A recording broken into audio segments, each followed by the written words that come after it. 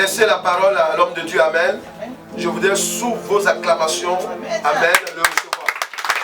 Amen. C'est le pasteur Philippe Ojoli, amen. Alléluia. Moi je l'appelle mon pasteur, amen. Parce qu'il a été aussi mon pasteur. C'est ça qui est la vérité. Alléluia. Amen. Alléluia. Amen. Je l'aime beaucoup dans l'amour de Dieu, amen. Je sais que c'est réciproque.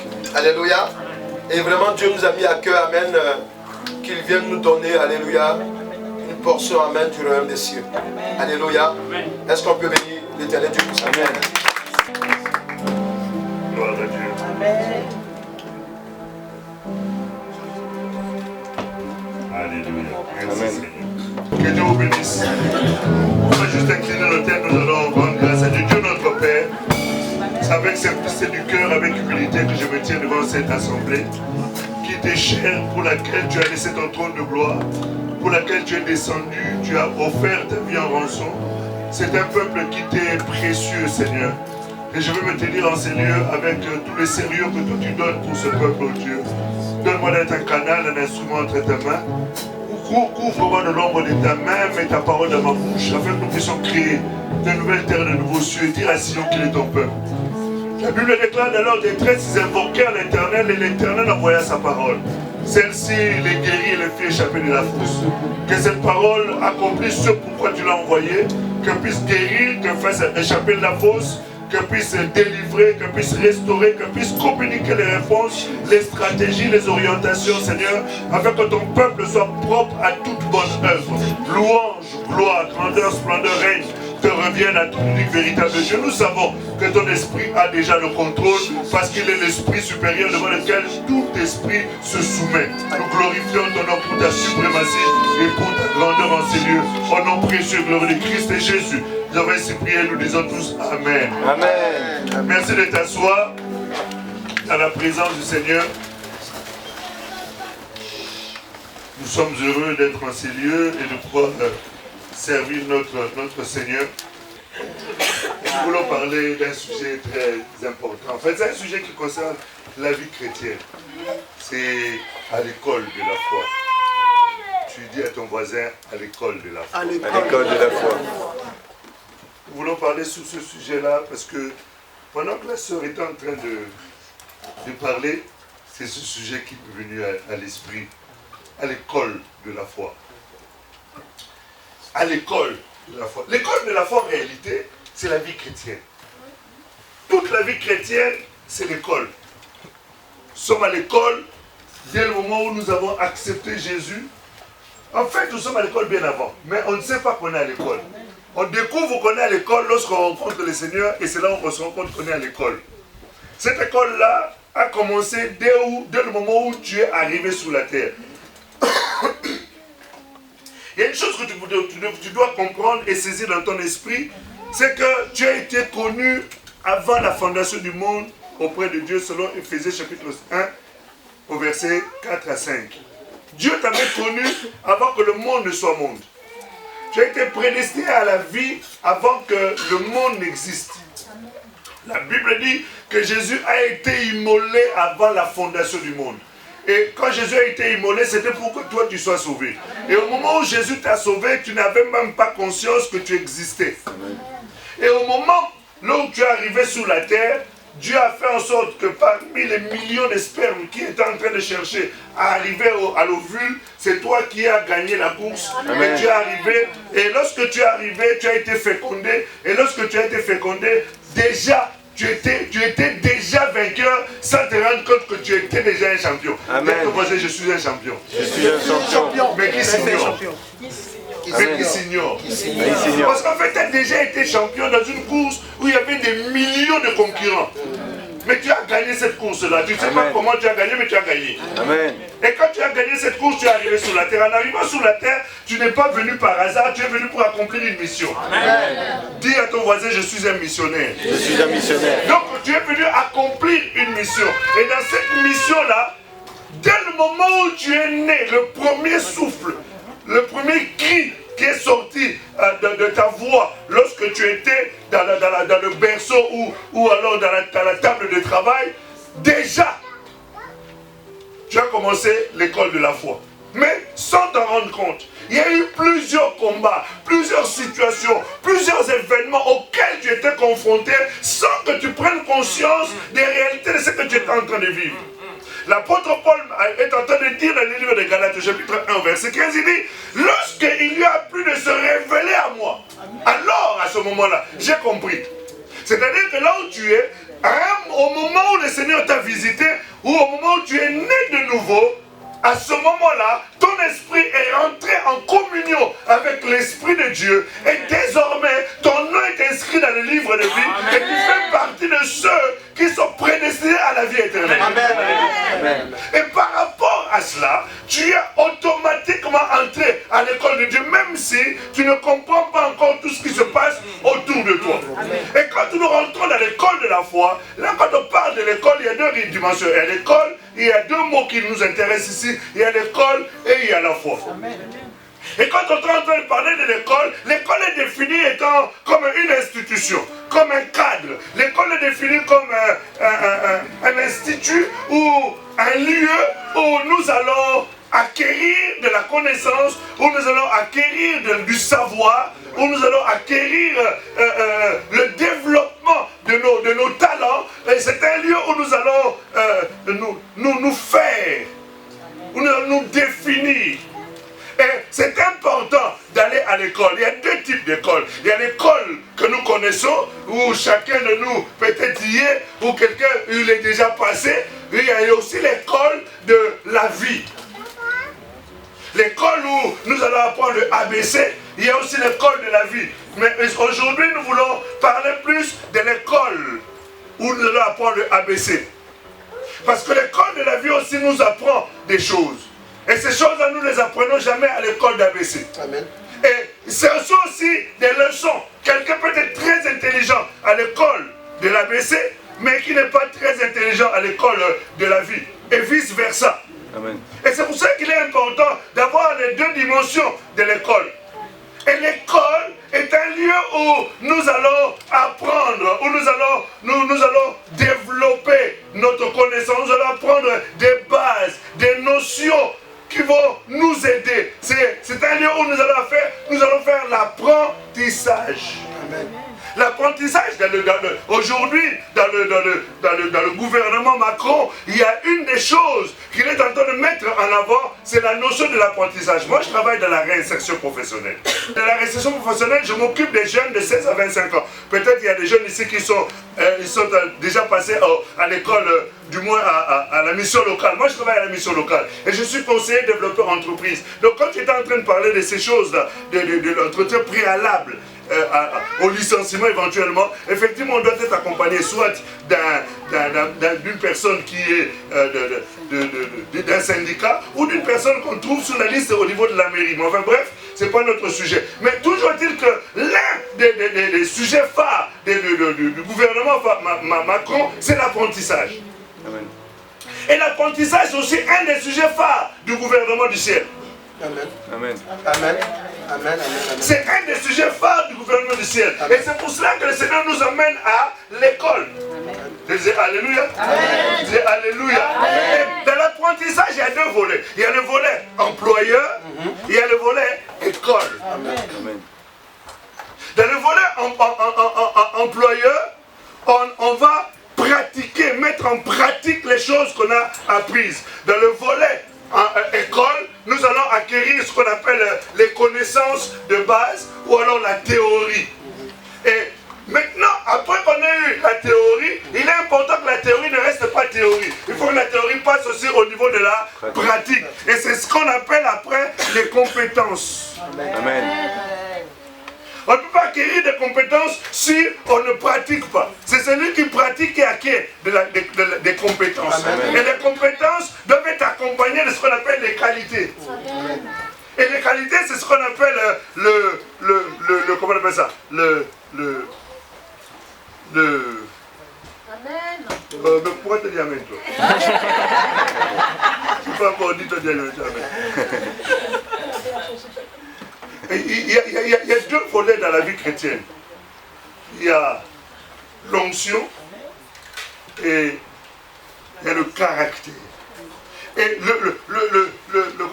les qualités, c'est le caractère qui émane de la vie d'une personne. Quelqu'un peut avoir des compétences, alors très compétent, il est super. C'est-à-dire dans son métier, quand il arrive, il peut vous donner A plus B, comment ça se passe, mais il n'a pas les qualités. C'est-à-dire c'est quelqu'un qui ne sait pas vivre avec les gens. Il ne peut pas travailler dans une équipe. C'est quelqu'un qui parle mal. Il ne dit jamais bonjour aux gens, il ne dit jamais au revoir aux gens. Malgré tes compétences, à cause de tes qualités, le manque de qualité, tu peux être disqualifié. Amen. Nous nous comprenons? Amen. Quand est-ce que nous nous comprenons? Amen. Nous sommes où aller? À l'école. L'école de quoi? De la foi. Amen. À l'école, c'est un endroit où nous allons apprendre. Maintenant, quand tu vas apprendre à l'école, il est important de savoir être assidu. Quelqu'un qui va à l'école et qui n'est pas assidu, au moment de l'examen, quel est le résultat? J'ai pas entendu. Non, j'ai pas entendu. C'est l'échec. Pourquoi? Parce qu'il lui manque une qualité, celle de l'assiduité. Maintenant, il y a des gens qui vont à l'école, qui sont très assidus. Mais lorsqu'ils ont fini l'école, ils prennent leur cahier, ils mettent dans le sac, ils rentrent à la maison, ils ne révisent pas. Le résultat sera exactement le même le jour de l'examen. Est-ce que nous sommes en train de nous suivre? Nous sommes en train de parler, là nous sommes à l'église. Hein? N'oubliez pas, l'église c'est une forme d'école. C'est pour ça que moi je suis très surpris de voir les gens qui viennent à l'église sans cahier, sans stylo. Mais c'est comme un élève qui va à l'école sans cahier et stylo. Le jour de l'examen, comment tu as fait? Sachez une chose. Permettez-moi de bouger. Est-ce que je peux bouger? Parce que je parle de c'est surtout pour le caméraman. Parce que moi j'aime bien bouger quand je parle. La mémoire de l'être humain a la capacité de retenir 20 à 30% des informations qu'elle reçoit. 20 à 30%. Ça c'est scientifique. Il n'y a pas besoin d'aller prier, jeûner pour le Saint-Esprit de dire ça. Non, c'est écrit. Va sur internet, tape seulement quelle est la capacité de la mémoire d'un homme lorsqu'il entend des informations, 20 à 30%. Les 70 ou les 80 autres, quand je parle de 30%, ce sont ceux qui ont un QI déjà un peu élevé. Mais dans le moment, c'est 20%. Mais les 80 autres informations, frère, si tu n'écris pas, même si tu as le Saint-Esprit, tu ne vas pas retenir ça. Amen. Alléluia. Amen. C'est pour cela que quand quelqu'un vient à l'école, il doit avoir quoi? Un stylo et un cahier. Qui n'a pas de stylo et cahier ici? Qui lève la main. On va les chasser d'ici maintenant.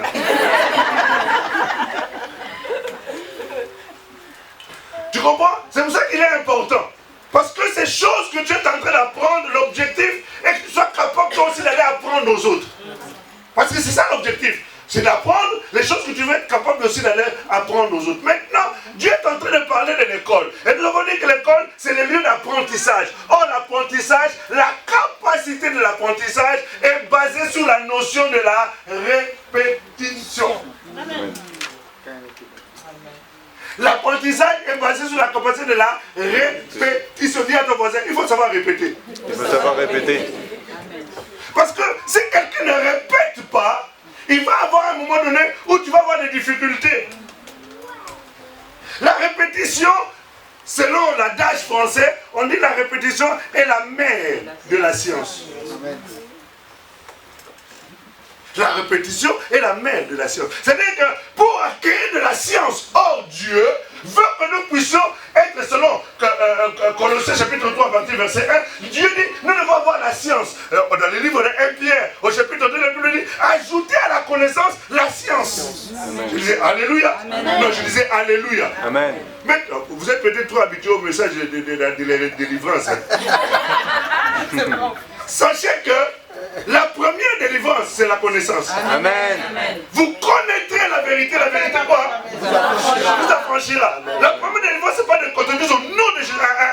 La première connaissance, c'est d'abord de savoir. Et le savoir te permet de ne pas faire une erreur qui fera que tu deviens demain esclave. Je disais Alléluia. Je disais Alléluia. C'est pour cela qu'il est important de comprendre que je suis en train de compléter l'homme de Dieu. Amen, amen, amen. C'est pour ça qu'il m'a invité. Amen. Amen. Nos ministères sont complémentaires. Amen. Je disais que la répétition, c'est ce qui permet à quelqu'un d'acquérir de la science ou une compétence. Regardez, moi j'aime beaucoup le foot parce que j'ai deux de mes fils qui sont au centre d'école de foot. Jean-Paul et Jean-Luc. Moi de toute façon tous mes enfants sont des Jean. Jean-Jacques, Jean-Philippe, Jean-Jacques, Jean-Paul et Jean-Luc. Vous me demandez pourquoi, pasteur? Je vous expliquerai ça si vous faites une bonne offrande. Comprenez que lorsqu'on regarde le foot, on regarde Mbappé ou on regarde Ronaldo. Imagine-toi, il y a... À l'époque, c'était Benzema, quand ils étaient à la même équipe. Benzema fait un centre. Et puis on voit Ronaldo se lever. Il saute et on voit retourner sans même regarder le but. Et le ballon va juste où, tu sais quoi? Juste au coin, à l'angle, là où il y a l'étoile d'araignée. Ça, il y a l'étoile d'araignée. Quand nous regardons ça, nous disons waouh! Et tu vois le gars qui saute. C'est comme ça qu'il signe ce but. Vous regardez pas le foot. Ah, d'accord. Moi, quand je parle comme ça de foot, je suis passionné. Bref, quand nous regardons ça, mais mes amis, vous savez quand est-ce que Ronaldo... Je suis toujours à l'école, hein. Je ne suis pas sorti de mon message. Amen, amen. Quand vous regardez Ronaldo faire ça, vous savez combien d'heures ce monsieur a passé à répéter ça? Amen. Vous savez combien d'heures il entre le premier à l'entraînement et il sort toujours le dernier. Allez vous renseigner sur lui. Mais toutes les heures où il est là, il ne fait que répéter les choses. Comment je vais tirer le coup franc? Il peut faire 100, 200, 300 fois. Il est en train de faire le geste. Et vous le verrez le jour où il va tirer, le ballon contourne le mur et va rentrer dans un coin. Vous dites, oh là là, mais comment? Mais c'est le fruit de la répétition. Je dis alléluia. Amen. Mais combien de fois il a échoué? Mais ce n'est pas le fait d'avoir échoué qui l'a démotivé. Amen. Bien qu'il ait échoué, il a encore recommencé. Il a échoué, il a encore recommencé. Il a échoué, il a encore recommencé. Il a échoué jusqu'à ce qu'il commence à réussir une fois. Il commence à réussir deux fois. Il commence à réussir trois fois. Puis ça devient normal. Bien aimé, à l'école de la foi, il y a ce qu'on appelle la répétition. Combien de fois tu as échoué? Tu as tenté quelque chose, ça n'a pas marché. Tu as tenté quelque chose, ça n'a pas marché. Après, comme ça n'a pas marché, tu as fait quoi? Tu as quitté l'église. Tu as cru que c'était l'église qui faisait. Non, ce n'est pas l'église. Tu es à l'école. Amen. C'est que la prochaine fois que tu vas faire, ça marche. Tu viens, tu vas voir l'homme de Dieu, du pasteur. Maman, rappelle-moi maman ton prénom. Maman Angéline, tu sais que j'ai réussi. Regarde, je vais vous montrer l'apprentissage. Regarde. Quand moi j'ai 5 enfants, donc j'ai vu ces choses, je parle des connaissances, de ce que je vis. Lève-toi un peu mon gars.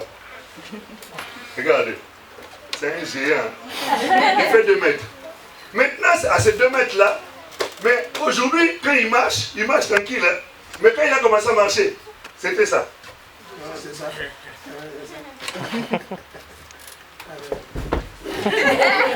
Il se lève, il se tient. C'est ce que vous vivez à la maison. Hein. Amen. Vous voyez les petits là, qui est en pleine santé là. Si on le laisse, on lui dit de venir jusqu'ici, ça va être la guerre. Pour arriver ici, ça va être toute une histoire. Mais si je dis à sa maman, à sa grande soeur qui est à côté, ou peut-être à sa tante, de se lever, de venir ici, ça va être tout à fait normal. Mais pourquoi c'est normal pour elle et c'est pas normal pour lui? Parce que lui, il est encore en phase de quoi?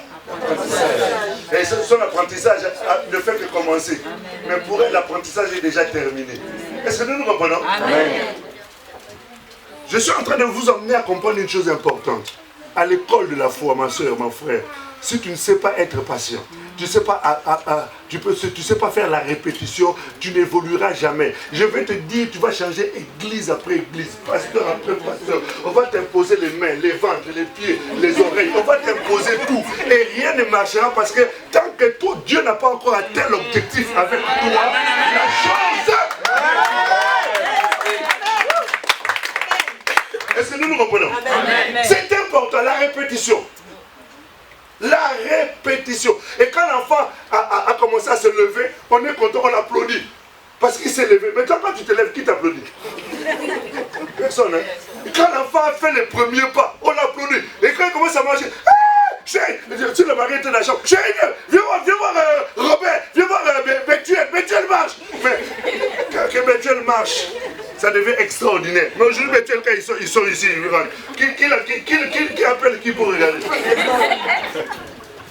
Je suis juste en train de vous emmener dans les réalités normales de la vie quotidienne pour vous apprendre des choses spirituelles. Jésus est en train de dire. Quand Jésus enseignait, Jésus disait, regardez la montagne là. Regardez cette semence là. Il prenait les choses de tous les jours pour instruire dans les choses spirituelles. Je disais Alléluia. Amen. Jésus disait à Nicodème, il dit, si je te parle des choses spirituelles, tu ne comprendras pas. C'est pour ça que je prends les choses terre à terre. Alléluia. Non, je disais Alléluia. Amen. La répétition te permet d'acquérir de l'assurance. Et après, qui a déjà prié pour quelqu'un et ça n'a pas marché? Soyons sincères entre nous. Hein, plusieurs fois. Même moi. Tu as prié pour quelqu'un, ça n'a pas marché. Tu te poses la question, mais pourquoi les autres, quand ils prient, ça marche? Tu es en train d'apprendre. Alléluia. La deuxième fois, ça va faire encore, ça ne marche pas. La troisième fois, ça ne marche pas. La quatrième fois, ça marche pas. Et puis la cinquième fois, quelqu'un qui avait mal à la dent, il vient, tu pries pour lui. La dent est sortie même de la place. Elle est tombée. Tu dis, non. Et puis tu peux même faire un livre. J'ai prié pour quelqu'un, la dent est sortie. Je suis juste en train de te faire comprendre que tes échecs ne sont pas pour toi une occasion pour arrêter. Les champions, ce ne sont pas ceux qui réussissent toujours. C'est ceux qui n'arrêtent pas sans avoir atteint leur objectif. Dis à ton voisin, tu es un champion. Tu es un champion. Tu attends quelque chose de ton mari la première fois, tu dis chérie, il ne fait pas. Deuxième fois, chérie, il ne fait pas. Troisième fois, chérie, tu ne fais pas. Tu commences à regarder ailleurs. Non, non, non. Laisse-le le temps. Il est en train d'apprendre. Ne t'énerve pas. Sois calme. Dis à ton voisin, sois calme. Parce que celui que tu vas le laisser là pour aller chercher un autre. L'autre aussi. Il aura aussi un temps d'apprentissage. C'est qu'il faut que tu vas faire 50 maris. Est-ce que tu as compris? De temps d'apprentissage. Je disais Alléluia. Amen. Maintenant, je vais t'amener à quelque chose. Dieu nous apprend aussi. Amen. Dieu est un Dieu d'apprentissage. Alléluia. Amen. Je disais Dieu est un Dieu d'apprentissage. Amen. Et la base de l'école de Dieu, comme je disais tout à l'heure, c'est la répétition. Et être dans l'école de la foi, cela nous emmène, l'école de la foi en fait, c'est l'école où nous devons développer notre foi et l'emmener au sommet. L'école de la foi, c'est l'école où nous devons développer notre foi et l'emmener au sommet. C'est-à-dire que l'emmener à être une foi, même si elle est petite, elle est capable de faire des choses extraordinaires. Amen. Je disais Alléluia. Amen. Ta foi ne dépendra plus de quelqu'un. Elle ne dépendra ni de l'homme de Dieu, ni de l'église, ni de qui que ce soit, parce qu'elle est placée en Christ. Et en Christ, tu as appris à lui faire confiance. Mais au départ, ce n'est pas toujours facile parce que ce n'est pas évident lorsque tu apprends à lui faire confiance. Amen. Je disais Alléluia. Amen. Et c'est à l'école que ça se passe, à l'école, à l'école. Oh, Dieu, quand il nous emmène à l'école, pour réussir et entrer dans l'école de la foi, il y a des tests. Toi, tu as en quelle classe maintenant? Master 2, waouh, on ne dirait pas. Quand tu regardes ça, là, oui, non, non, ne dirais pas Master 2. Si tes collègues du Master viennent te voir ici, ils vont t'étonner. Master 2. Mais pour arriver au Master 2, tu es passé par Master 1, tu es passé par la licence, et après tu es passé par le bac, tu es passé par le BEPC. Mais pour arriver là, il y a eu quoi? Des examens, des tests. Et chaque test lui a permis de valider une chose et d'avancer dans la vie. Amen. Alléluia. Amen. Non, je disais Alléluia. Amen. Non, je dis Alléluia. C'est pour ça que beaucoup de gens n'avancent pas, ils ne passent pas les classes. Depuis qu'ils sont à la maternelle spirituelle, ils sont restés là. Tu as un peu mal à la dent.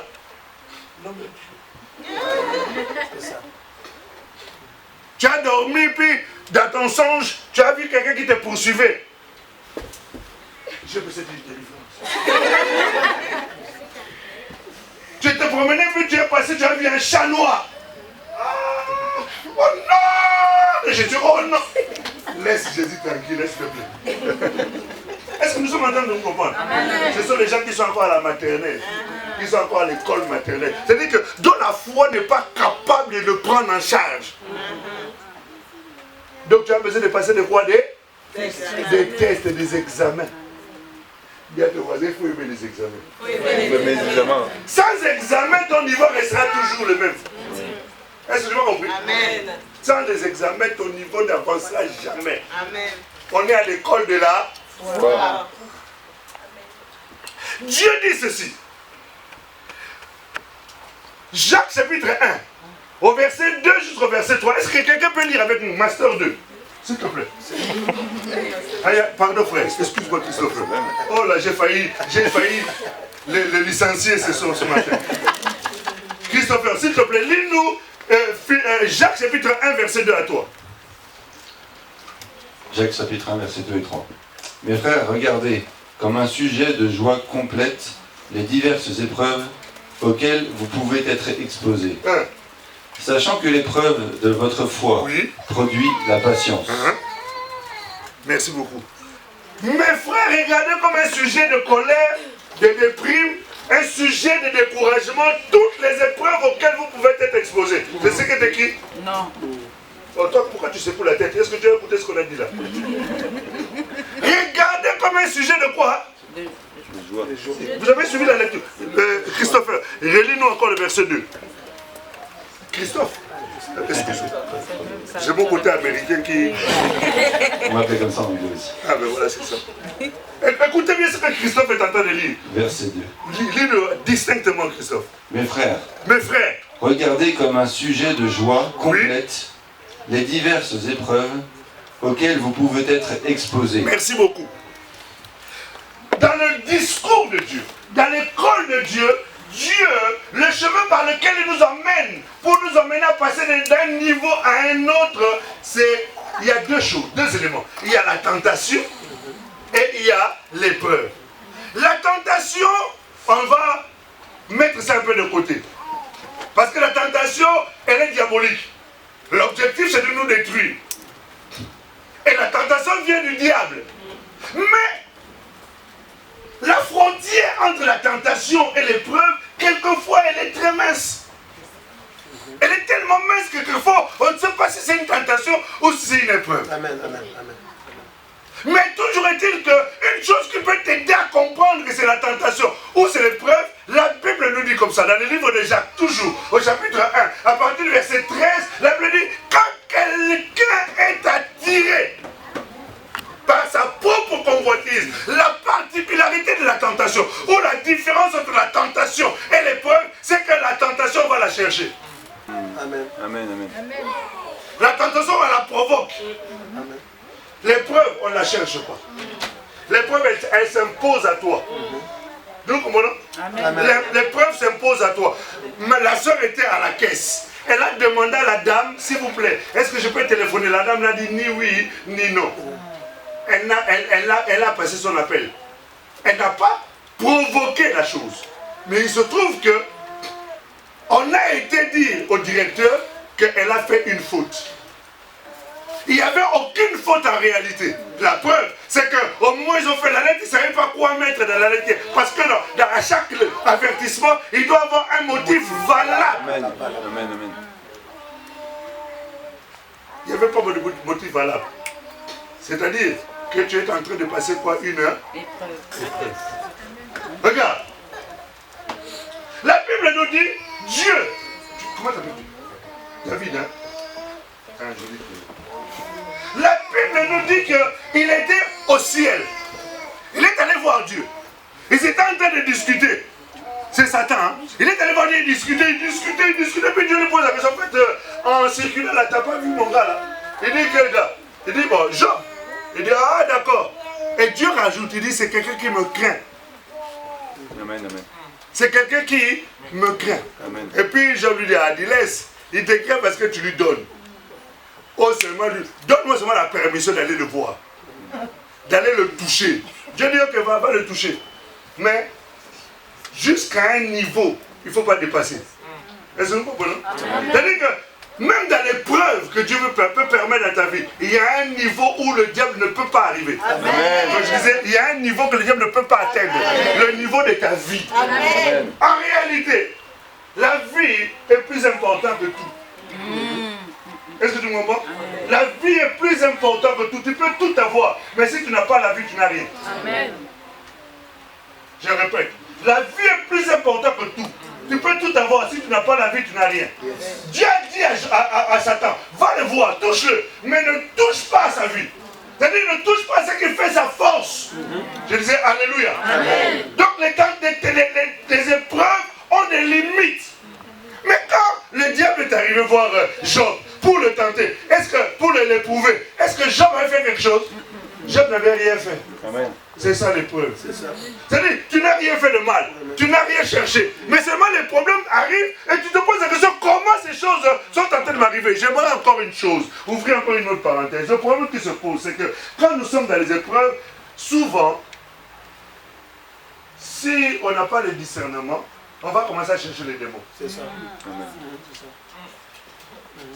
La preuve, c'est que les trois amis de Paul, de Job, quand ils sont arrivés, ils ont commencé à lui dire, mon gars, il faut bien te regarder.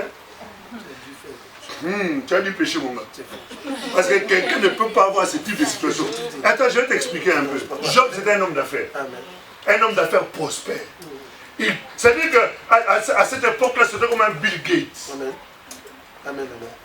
Tout ce qui touchait à réussissait. Et puis du jour au lendemain, l'entreprise, tu sais le subprime aux États-Unis. C'est-à-dire les grandes entreprises du jour au lendemain, zéro, ça ne vaut plus rien. Job s'est retrouvé du jour au lendemain. Tout son bétail était complètement décimé. Je suis en train de t'expliquer. Tout était décimé. Et puis il tourne un peu tous ses enfants morts. Tout décimé. Ça. Et en plus de surcroît, on se dit, bon, je peux toujours me relancer sa santé. À cette époque-là, c'est comme s'il avait le cancer de la peau. Est-ce que nous comprenons? Amen. Et regarde un peu le niveau d'épreuve. Alléluia. Amen. Non, je disais Alléluia. Amen. Nous sommes à l'école de la foi. L'école de la foi. Frère, si on ne te dit pas ces choses, tu vas être l'objet de manipulation de tous les charlatans qui vendent les rêves et les délivrances et ainsi de suite. Comprenez bien, je suis en train de compléter mon frère. Amen. Toi, je t'interdis de Je suis en train de t'emmener à comprendre quelque chose d'important et de très nécessaire. C'est que l'épreuve, quand quelqu'un est dans l'épreuve, c'est quelquefois très difficile, bien aimé vous-même. Vous regardez quelqu'un comme Job, du jour au lendemain, il perd son travail, il perd ses enfants, sa femme l'abandonne parce que la Bible dit l'argent attire un grand nombre d'amis. Mais la pauvreté les éloigne. C'est-à-dire que même la femme avec qui tu es là. Enfant, moi ça fait 41 ans, 42 ans que je suis en France. Vous me voyez noir seulement. Mais dans ma tête là, je suis un blanc. C'est-à-dire ma façon de réfléchir. Je ne réfléchis pas comme un noir. Je ne dénigre pas le noir. Mais je veux te faire comprendre que j'ai vécu tellement avec les Christophe qu'à un moment donné... Tu ne prends pas ça mal, hein, Christophe? Certainement pas. Heureusement pas pour toi. Ici, dans ce pays, quand tu ne produis plus, tu ne sers plus à rien. Amen. Tu peux être avec ta femme. Tant que tu travailles, ça va. Le jour où tu vas être au chômage, elle va te dire en face, mon gars, en tout cas moi je ne peux pas continuer. Je ne peux pas prendre en charge tous les loyers et tout ça. Non, je suis désolé, tu dois trouver du travail. Si tu ne trouves pas du travail, écoute, je suis désolé. Mais chez les Noirs, c'est pas comme ça. Le noir n'est pas comme ça. Mais ça commence à arriver aussi chez les Noirs. Christophe comprend mon langage. Hein. Chez les Noirs, le mari peut être au chômage, mais la femme va supporter.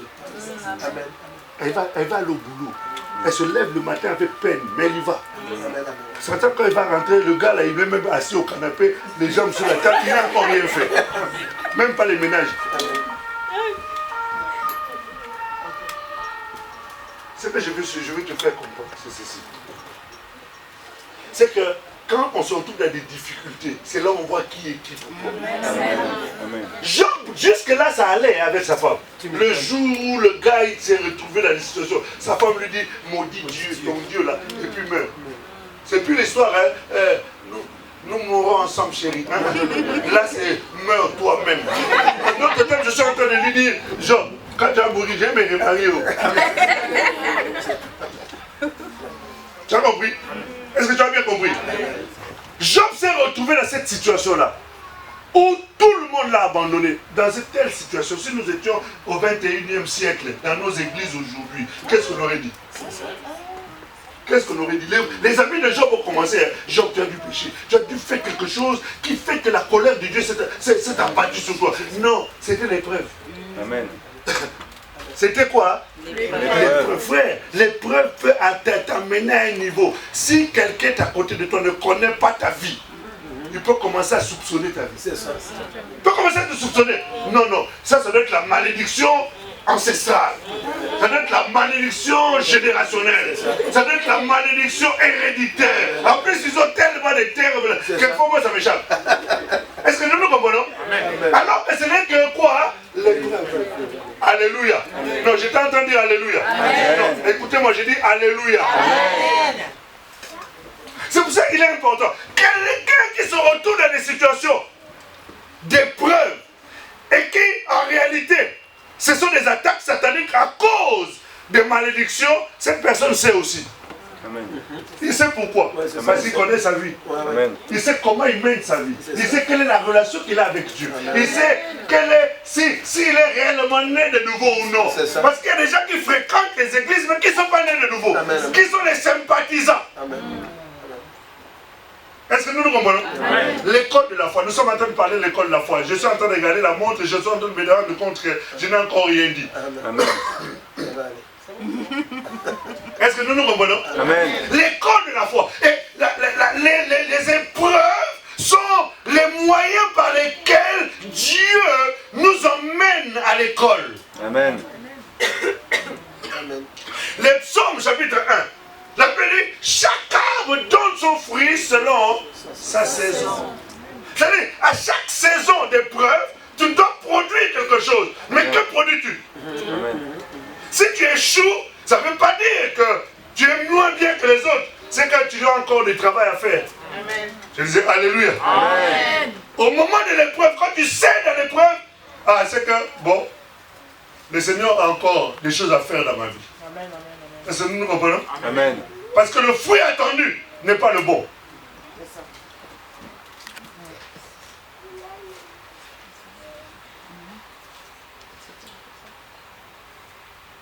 Parce qu'il faut me dire à quelle heure j'ai fini. Hein?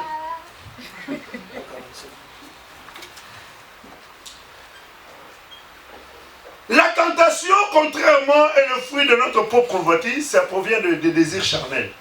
Hein? Les désirs charnels nous amènent souvent à la tentation. Et puis quand tu n'es pas encore, quand tu es encore faible de la foi, ne te mets pas dans des situations où tu peux tomber. Ok? Évite les choses qui peuvent te faire tomber. Amen. Ok? Évite. Il y a des choses il y a des péchés qu'on peut éviter. Amen. Il y a des péchés qu'on peut éviter. Amen. Tu aimes une fille, tu dois te mettre ensemble avec elle dans un endroit où vous êtes que tous les deux. En tout cas, même là, le Saint-Esprit ne peut rien faire.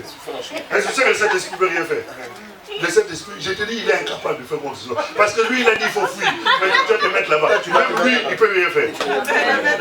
Amen. Non, le Saint-Esprit ne peut rien faire. Même là, même si tu pries en langue, pendant que vous êtes ensemble, tu pries en langue. Le Saint-Esprit n'entend même pas cette langue-là. Amen. Est-ce que nous comprenons? Parce qu'il y a certains péchés qu'on peut éviter. Est-ce que nous comprenons?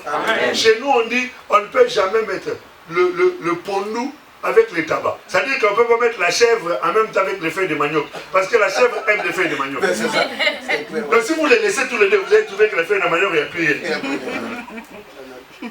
Le seul moyen d'éviter, c'est de les mettre l'un loin de l'autre. Même si vous êtes des fiancés. Marie n'a été connue par Ève qu'après le mariage. J'attendais un amen. Amen. Je ferme la parenthèse. On a dit que l'épreuve nous vient de Dieu.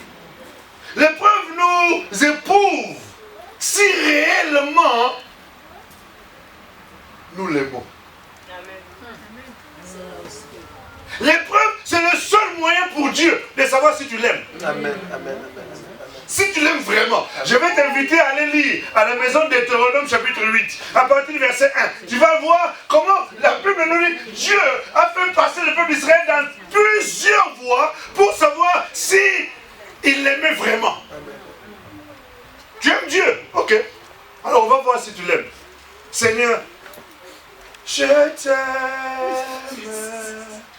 plus que tout. Ça, c'est des chansons à l'église. Hein. La première chose qui peut te montrer que tu aimes Dieu, la Bible dit, c'est lui qui m'aime, garde mes commandements. Amen. Venez nous chanter si je t'aime, tu gardes pas les commandements, on sait que tu mens, tu es un menteur. Tu es une menteuse. Parce que la première chose qui montre que tu l'aimes, c'est d'abord de garder sa parole. Mais quand tu la gardes pas, tu viens nous chanter ici. Je te donne tout, Seigneur. Tu n'as rien donné. La seule chose que tu as donné, c'est les quelques minutes que tu es ici, là. Avec nous, c'est tout. Est-ce que nous comprenons? Amen. L'école de la foi. L'école de la foi. Les épreuves sont les moyens au travers duquel Dieu. Alors quand nous sommes dans l'épreuve, comme je disais tout à l'heure, la première des choses que le diable cherche à nous emmener à faire, c'est de montrer à Dieu que nous ne l'aimons pas. Quand nous nous retrouvons dans les moments d'épreuve, il y a aussi des sollicitations sataniques qui viennent pour nous montrer les chemins par lesquels on peut en sortir facilement. N'oubliez pas, celui qui est le modèle pour nous, c'est Abraham. Abraham s'est retrouvé dans les moments d'épreuve.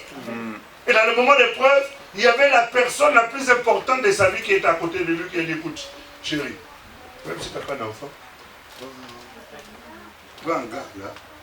Avec un aussi, on peut avoir des enfants. Bien aimé, toute épreuve, la Bible dit il faut que votre épreuve produise la patience. Et que la patience accomplisse parfaitement la chose pour laquelle elle a été envoyée. Je disais Alléluia. Amen. Je disais Alléluia. Amen. Abraham n'a pas attendu le temps de Dieu. Il a pris Agar, ils ont eu Ismaël. Toute bénédiction, ou tout ce qui semble être comme une bénédiction venant en dehors du temps de Dieu par rapport à l'épreuve, ce sera les charges qui t'accompagneront toute ta vie. Aujourd'hui, nous avons un des problèmes au monde le plus crucial et qui divise le monde entier, c'est l'histoire d'Israël et de la Palestine. Amen. Alléluia. Amen. Pourquoi? Parce qu'Abraham avait fait un raccourci. Amen. Dans l'épreuve, il ne faut pas prendre des raccourcis. Amen. Tu es dans une épreuve, tu cherches une maison. Et puis tu viens ici devant, Alléluia, bien-aimé, le Seigneur m'a béni. J'ai eu un 5 pièces. Maintenant, si on va gratter un peu là, comment tu as eu ton 5 pièces? On va se rendre compte que les fiches de paie que tu as rentrées là-bas, c'était pas à toi. Amen, c'est ça. Alors tu as été voir un gars qui a gonflé ta fiche, qui a gonflé ton salaire et tu as rentré ça. Alors, dans cette histoire-là, Dieu est là-dedans ou pas? Je disais Alléluia. Dieu est là-dedans ou pas? Je disais quoi? C'est que la maison tu vas avoir là, au départ ça va être bon, hein? Mais dis-toi bien que derrière, tout ce qu'il y a dans toute chose à laquelle tu associes le diable n'a jamais été l'ami de qui que ce soit. Il n'aime personne, il même lui-même il ne s'aime pas. Voilà, déjà. Donc dis-toi bien que tout ce dont dans lequel tu l'associes, il va se retourner contre toi. Je disais Alléluia. Bien aimé, j'ai des problèmes de papier, Dieu m'a fait grâce, j'ai obtenu le bon séjour. En fait, quand tu es dans l'épreuve, ce n'est pas le résultat qui compte, c'est les moyens par lesquels tu es arrivé. Amen. À obtenir les résultats. Amen. Je répète, quand tu es dans l'épreuve, ce n'est pas les résultats. Parce que les résultats, tout le monde peut applaudir ça. Mais c'est les moyens par lesquels tu arrives à obtenir les résultats. Je disais Alléluia. Amen. Tous ceux qui ont les papiers ici, là, si on doit gratter un peu, on va se rendre compte que les papiers là, ça ne sent pas trop bon. Amen.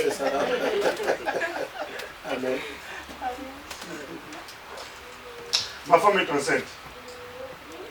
Comme je sais que lui il est français, je lui dis, viens déclarer un peu l'enfant là. En déclarant l'enfant, parent d'enfant français automatiquement régularisable. Je vais avoir mes papiers. Je passe ici, bien aimé. Dieu m'a fait grâce. J'ai obtenu une carte, la régularisation de ma situation. Mais comment tu es arrivé à obtenir cette régularisation? C'était une épreuve. Dis-toi bien que dans toute épreuve dans laquelle Dieu peut te faire passer, il a déjà préparé la solution. Amen. Je répète, parce que quelquefois ça nous échappe. Toute épreuve dans laquelle nous pouvons nous retrouver, Dieu prépare toujours. Regarde, pasteur. Parce que nous parlons des choses que nous vivons. Je suis resté, j'ai fait 40 et quelques années que je vous ai dit là. Mais pendant de longues années, je suis resté sans papier. À cause de mes propres bêtises. Je suis arrivé ici, j'avais 13 ans. Comprenez, j'étais tout petit garçon. Mais je me suis retrouvé sans papier. Il y a des mots où je ne connaissais pas le Seigneur, donc j'ai essayé tous les moyens. Ça ne marchait toujours pas. Jusqu'à ce que frère, Dieu veut te bénir, quand Dieu va accomplir une promesse, quand Dieu veut régulariser ta situation de peur, frère, il ne lésine pas sur les moyens. Amen. Dieu peut utiliser tout sauf rien. Amen. Est-ce que vous comprenez? Un jour, j'étais dans le bus, dans une vision. Dieu me montre, à l'époque, il y avait Mitterrand. Et puis il y avait Mitterrand, il y avait, comment ça s'appelle? Il y avait, comment s'appelle-t-il encore? Le président de l'OM là, Tapie. Bernard Tapie, je les ai vus. Et dans le son, j'ai dit, comme j'ai l'opportunité, je vais aller les voir pour qu'ils puissent intervenir sur ma situation. L'Esprit de Dieu me dit à ce moment-là, il dit, ce n'est ni Tapie, ni Mitterrand qui pourra faire quelque chose pour toi. C'est pas la peine, c'est moi l'Éternel qui résoudra. Amen. Est-ce que vous comprenez? Et comment Dieu a résolu ça? Il y a beaucoup de gens qui ont profité d'ailleurs derrière moi dans cette situation-là. Regardez, Chirac est élu président de la République. Il n'y a même pas quelque temps, Chirac était à la présidence. Du jour au lendemain, Chirac se lève le matin et dit, je dissous l'Assemblée nationale. On doit avoir à nouveau les élections législatives. Ce qui n'était pas normal. Comment ça? Il avait le Sénat, il avait l'Assemblée nationale, il avait tous les cas pour gérer la France sans problème. Le gars il se lève et dit, non, je dissous l'Assemblée nationale, il va avoir les élections législatives, il faut... Qu'est-ce qu'il y a? Mais en fait, c'était Dieu qui a été parlé à Chirac pour lui dire, change ça, parce que Philippe doit être régularisé. Amen. Parce que quand on a refait les élections, c'est la gauche qui est passée. Amen. Quand la gauche est passée, la première règle, la loi qu'ils ont eue, qu'ils ont mis après, ils ont dit toutes les personnes qui sont en France depuis au moins 10 ans sont régularisables. C'était mon cas. Est-ce que vous me saisissez? C'est pour ça que je dis qu'il y a certaines personnes qui ont profité de mes solutions. C'est pour te dire quoi? Dans l'épreuve, Dieu est capable d'aller toucher les sphères les plus élevées pour qu'il puisse démontrer que c'est lui qui est en train d'agir. Et dire Alléluia. Non, toi tu ne me comprends pas. L'épreuve, c'est Dieu qui permet l'épreuve. Et la Bible dit que tout ce que Dieu commence, il achève. Amen. Tout ce que Dieu commence, il achève. Donc Dieu ne peut pas permettre que tu aies une épreuve, même si l'épreuve tarde à avoir une solution. Toi, ce qui est important, sois seulement calme. Pourquoi? Parce que tu as déjà la bénédiction. Non, quand je dis tu as déjà la bénédiction, ça ne te colle pas. Parce que toi, pour toi, la bénédiction, c'est la voiture, c'est la maison, c'est les papiers. C'est pas ça la bénédiction. La bénédiction, c'est la parole qui a été prononcée à ton sujet. C'est ça la bénédiction. Ce que tu vois là, c'est les effets de la bénédiction. C'est les résultats de la bénédiction. La bénédiction, tu l'as déjà. Elle est sur toi. Partout tu peux te retrouver. Tu es déjà béni. Amen. Joseph était béni chez Potiphar en tant que domestique. Il était béni. Il était béni en prison. Le temps marqué où la bénédiction devait se manifester est arrivé. On l'a vu. Amen. C'est pour ça que je dis là où tu es là, tu es béni. Amen. Je répète encore, là où tu es là, tu es béni. La Bible dit Dieu bénit Adam et Ève. Qu'est-ce qu'il leur avait donné? Et pourtant Dieu est le Dieu tout-puissant. Il avait tout entre les mains. Il les a bénis. C'était seulement les paroles. Amen. La bénédiction, ce sont les paroles, frère. La bénédiction, c'est comme une semence. Ah, Seigneur. La bénédiction, c'est comme une semence. Amen. Une semence, regarde, quand tu prends le fruit, quand tu prends une semence d'avocat, quand tu tiens dans la main une semence d'avocat, a priori, ça semble rien. Mais dans cette semence-là, il y a un arbre. Amen. Dans cet arbre-là, il y a des forêts. Est-ce que vous comprenez? Mais au départ, c'est n'est qu'une semence. Et tu peux même mépriser ça. L'homme de Dieu peut se lever et te dire, ma soeur, le Seigneur est en train de me dire qu'il a fait ça pour toi. Quand il te regarde, il dit, il blague ou quoi? Il ne sait pas dans quelle situation je suis en train de vivre. Comment il peut parler comme ça? Il est sans compassion. En fait, il t'a béni. C'est-à-dire, cette parole-là, c'est comme, permettez-moi, un spermatozoïde, quand on a dans la main, est-ce que vous savez qu'il y a des yeux dedans?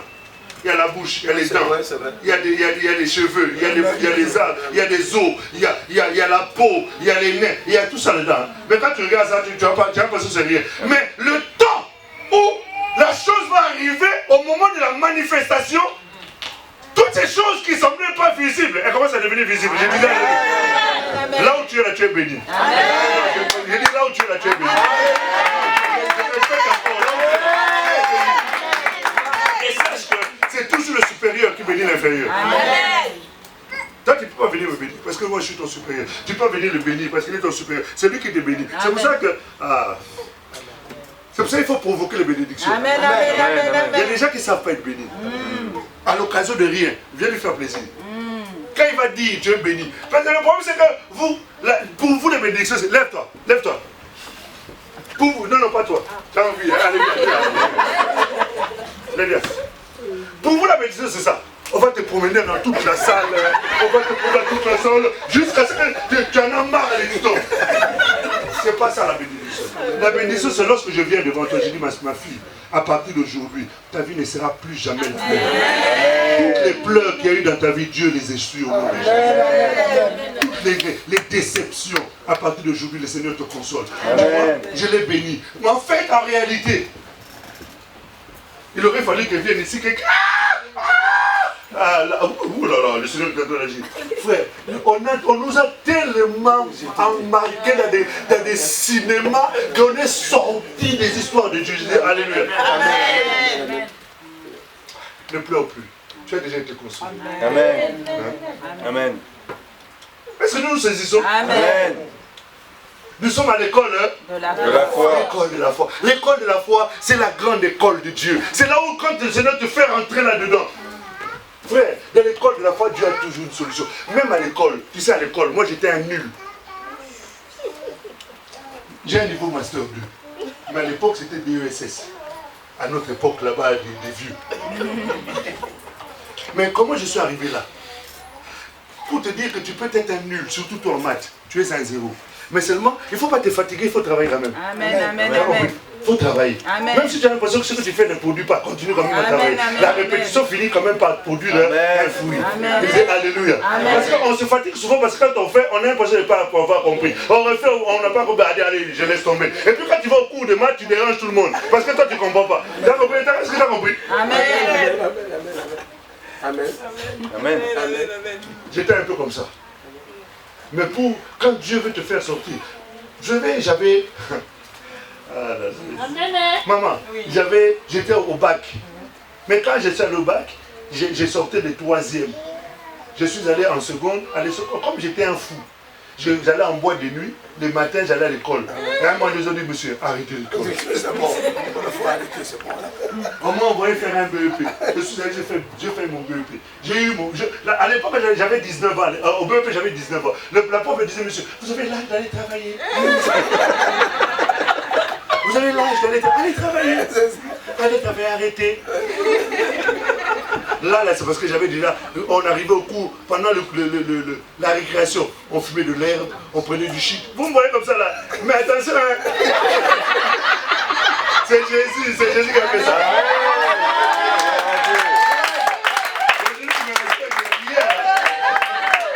Laisse tomber. La prof me disait, non, monsieur, arrêtez. J'ai dit, rien qu'à cause de ça, j'ai travaillé. J'ai obtenu mon BEP, je suis reparti en première d'adaptation. En première, j'ai fait 3 mois, j'ai arrêté l'école.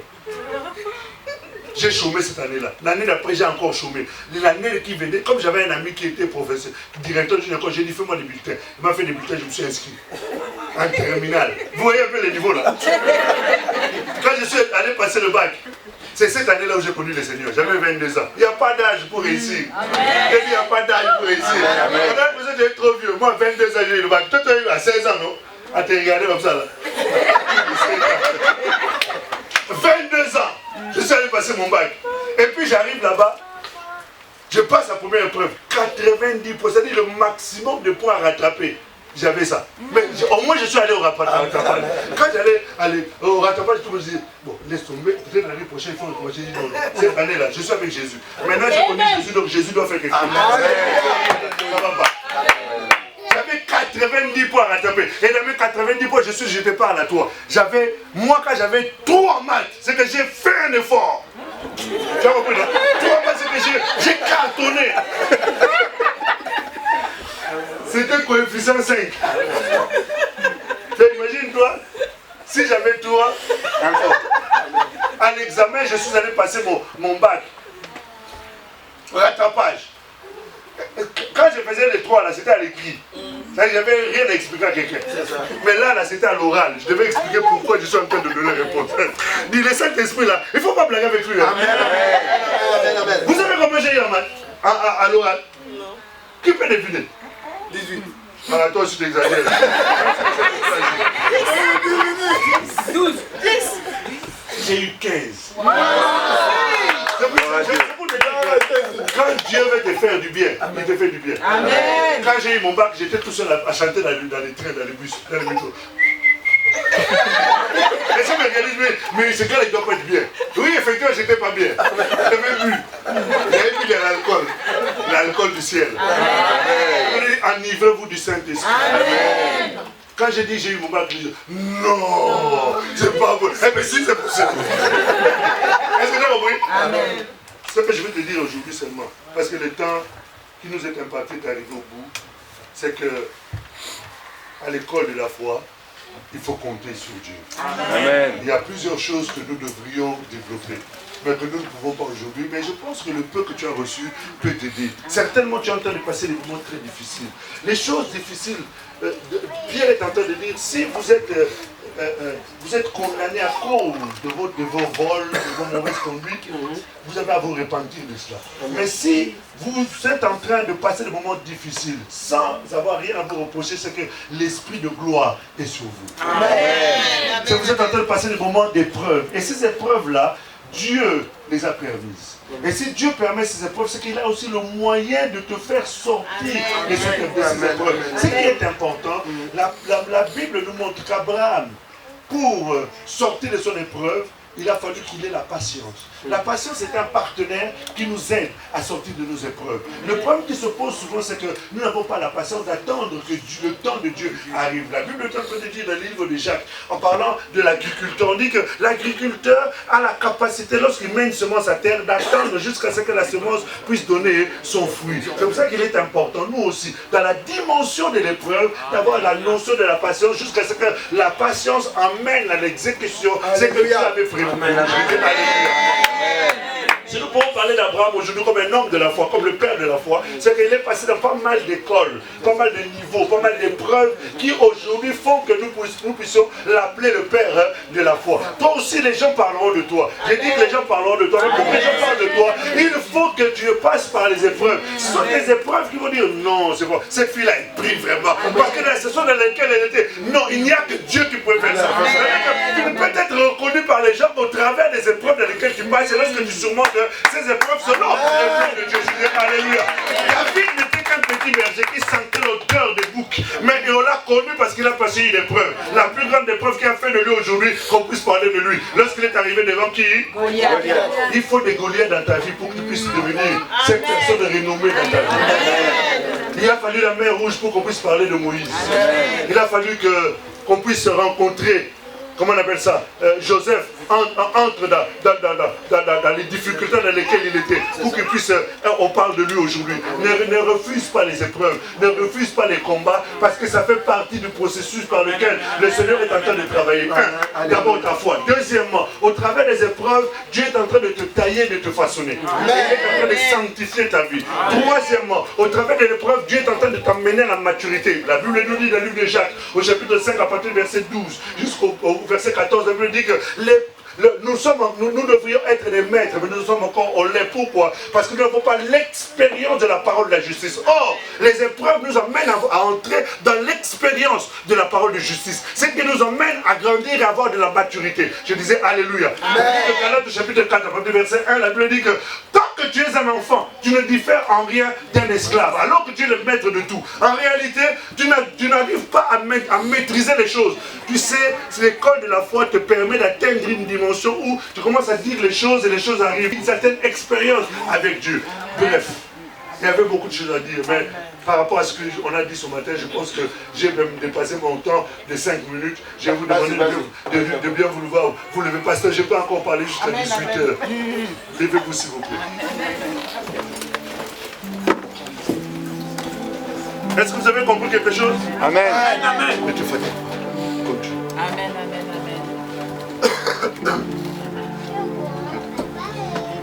Si tu es dans des situations d'épreuve, rends grâce à Dieu. Si tu es dans des situations où toi-même tu as été chercher la tentation et que tu te retrouves aujourd'hui piégé, alors dans ce cas-là, la Bible dit répands-toi. Reconnais là où tu es tombé, relève-toi et continue la course. Par moments, quand on est dans l'épreuve, on se retrouve un peu faible. On a l'impression, souvent c'est le découragement qui arrive. Souvent c'est l'abattement qui arrive. On perd le sourire, on devient triste. C'est ce qui arrive quand on est dans des moments d'épreuve. Et quelquefois, à ce moment-là, on a besoin d'être soutenu. Alors, ceux qui sont ici, qui sont dans les moments d'épreuve, je ne parle pas de ceux qui sont dans les moments de tentation, je ne parle pas de ceux-là. Je parle de ceux qui sont dans leur esprit, savent que dans la situation dans laquelle je suis, c'est Dieu qui m'a permis que je sois là-dedans. Alors je vais juste prier avec toi 2 secondes. Alors 2 secondes. Quand je dis 2 secondes, c'est vraiment 2 secondes. C'est-à-dire que je vais juste te serrer la main. Et en te serrant la main, il y a une connexion qui va s'opérer entre toi et moi. Et le ciel va déposer quelque chose dans ta vie. Alors tu viens vite, rapidement. Je parle de ceux qui sont dans l'épreuve et qui ont besoin d'être soutenus. Et le Seigneur va te fortifier. Amen. Le Seigneur te fortifie. Merci, Jésus. Que la main de Dieu soit sur toi. Que la grâce de Dieu se révèle dans ta vie. Que les opérations se manifestent. Que les portes s'ouvrent devant de toi. Que la gloire de Dieu te révèle dans ta vie. Que les solutions miraculeuses s'attachent à toi. Que la main de Dieu soit sur toi. Que la bonne main du puissant de Jacob t'accompagne. Que la réussite soit ton partage. Que le succès soit ton partage. Que les solutions miraculeuses t'accompagnent. Que la grâce de Dieu soit sur toi. Que les portes s'ouvrent devant de ton face. Que la main de Dieu soit sur toi. Que la gloire de Dieu se repose sur toi. Merci Seigneur. Merci Jésus. Merci pour ta main de force. Merci Jésus. Pasteur, j'ai fini. Que Dieu vous bénisse. Bénisse aussi. Amen. Amen. Alléluia. Est-ce que tu es béni? Amen. Dans ton amen, on dirait amen. Amen. J'entends pas bien ton amen. Amen. Est-ce qu'on peut acclamer l'Éternel Dieu?